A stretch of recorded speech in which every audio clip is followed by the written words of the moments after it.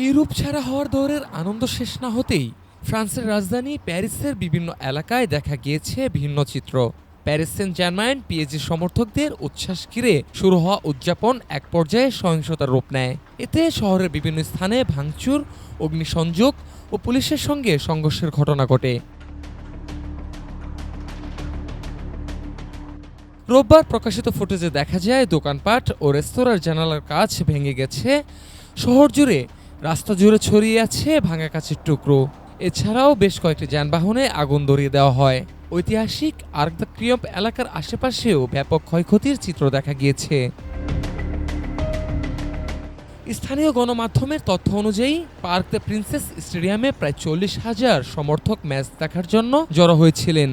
অন্যদিকে সজলিজে সড়কে প্রায় 20,000 মানুষ দলটির খেলা দেখার জন্য ভিড় জমান।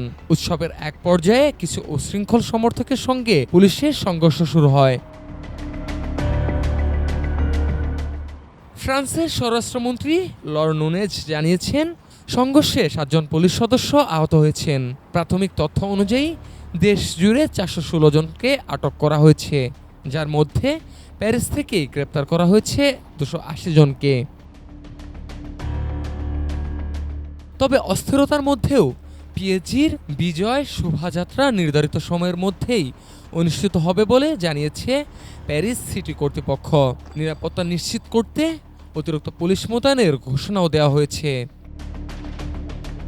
উল্লেখ্য, বুদাপেস্টের পুস্কাস এরেনায় অনুষ্ঠিত উয়েফা চ্যাম্পিয়ন্স লিগের ফাইনালে নির্ধারিত ও অতিরিক্ত সময়ে 1-1 সমতায় থাকার পর ট্রাইব্রেকারে আর্সেনালকে 4-3 ব্যবধানে হারিয়ে দ্বিতীয়বারের মতো ইউরোপের সেরা ক্লাবের মুকুট জিতেছে পিএসজি।